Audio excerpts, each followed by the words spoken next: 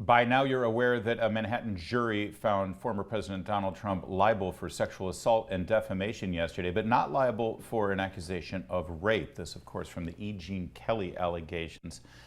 Joining us now to discuss this, Jordan Sekulow. He's the executive director of the American Center for Law and Justice and also co-host of the Sekulow and Sekulow Brothers Podcast on the Salem Podcast Network, part of our Salem Media family. A happy member of the family, too. Jordan, thanks for joining us. Thanks for having me. I wish you could sort some of this stuff. I feel like you need to have an advanced degree in the law to comb through the illogic of all of this. E. Jean Carroll, thank you. E. Jean Carroll is the plaintiff in this case. Mr. Sekulow, if a jury found that Mr. Trump was not liable for the rape accusation that came from Ms. Carroll, but is liable for the sexual assault allegation that came from Ms. Carroll, how is that possible? Isn't the jury saying that she is lying about one of the accusations? And if she is lying about one of the accusations, how do you take her word on the other one? Well, that's the difficult part. I mean, if she had come in and said I was sexually assaulted and left it there, and that's what they had found, that would be one thing. But when you have these juries saying, well, I believe her 50%, that's why it's very difficult for Donald Trump to get a fair trial anywhere, but especially in New York, even in these civil trials with juries and kind of people popping up out of history to bring it forward allegations that they didn't bring forward for years. Yeah. And again, this is the civil side of it, which was really brought up through the defamation issue that she's challenging. And I think what you're going to see is, again, of course, this will be appealed, and there might be a cross challenge by President Trump actually accusing her of defamation because of even talking about this, then bringing the suit, and ultimately, if he is able to win on appeal, because of matters like you just explained, where having won, you believe her halfway, but not totally. Right. So why would you give her the inference? And again, to me, it's just the pile-on. President Trump's used to it. Right. I think that people who support him are used to it. What Democrats are hoping is that it's not us, it's not the base, it's the kind of that small group of Americans that are left somewhere in the middle that they think this will impact in a general election. Yeah, they're trying to pile on and make it sort of the Trump fatigue factor. It's like, oh, I like the guy, he was a good president, but God, I'm just done with all of this. Let's just move on.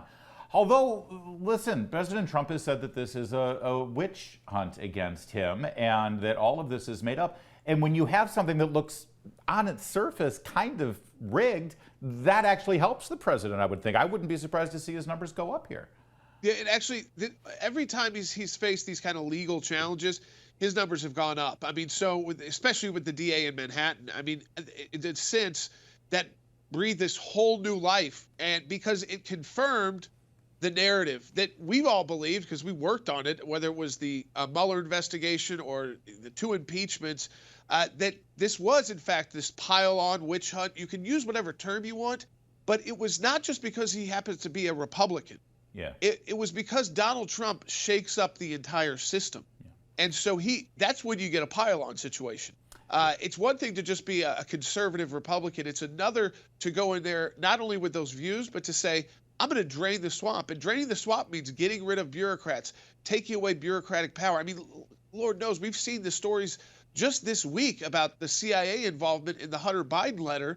And you think this is exactly why we want to drain the swamp.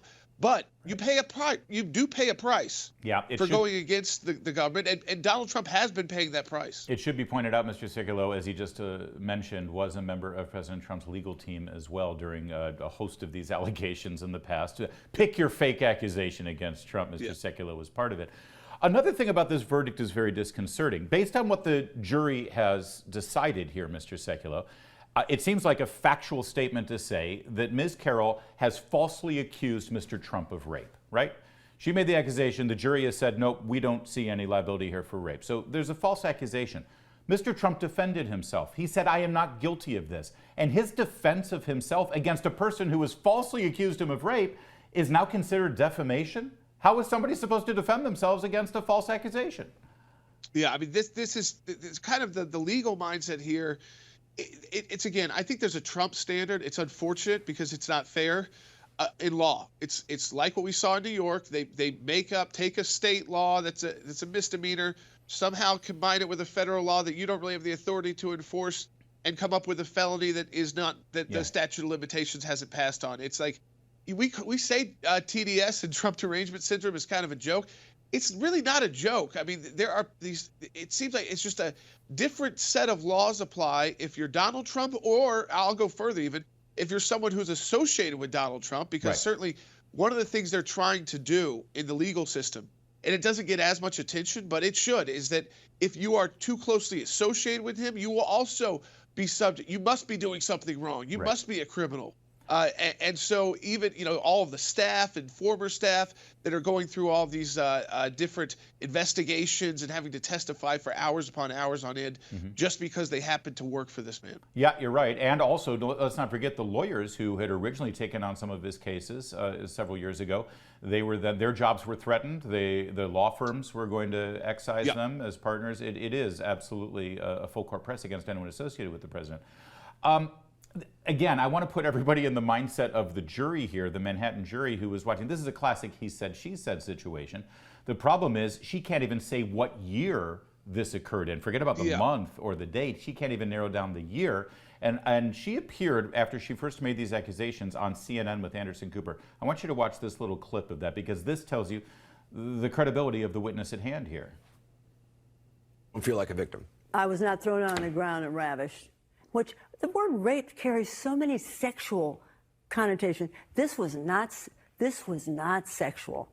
It hurt. It just But I think most people think of rape as it is a violent assault. It is not. I think most people think of rape as being sexy. Let's take a short break. Think of the fantasies. We're just going to take a quick break. If you can stick around, we'll talk more on the other side. You're fascinating to talk to. I mean, honestly, I think if Anderson Cooper were on the jury, he may fine for Mr. Trump in this case. I mean, let's go to a break, right? Yeah.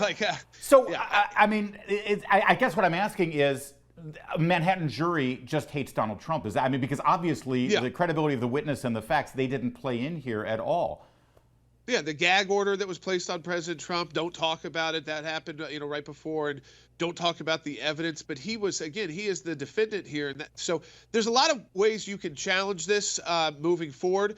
Of course, what Democrats think is that the damage has already been done. Yeah. I do agree with you to some extent that they think this is where they get Trump, and I don't think it is. I think that what we've seen time and time again is that maybe if it was a regular politician who out of the blue with allegations like this, it would be more serious. When you are constantly being accused of crazy activity, and then someone literally goes on TV and says you didn't do what they said you did, and you still get brought up.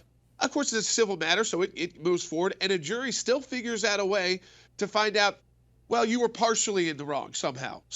You didn't do what she accused you of because she already admitted that you didn't do that, and she didn't know what the definition of this charge was. But again, it's a hyper-partisan legal system, and unfortunately for the president, and I think that's why he's willing to do this again and go through the process again, because he's paying the price even today. It's not like he left office and this all stopped. He's still paying the price. So if you're going to pay the price, you might as well try and get a second chance at finishing the job. And finishing the job would be, of course, really reforming our federal government in a way that, I mean, if this CIA story plays out about the approval of the Hunter Biden letter, and that the CIA person doing that was actually asking people to sign it, I mean, that is, again, we kind of conspiracize about the CIA being involved in other countries' elections.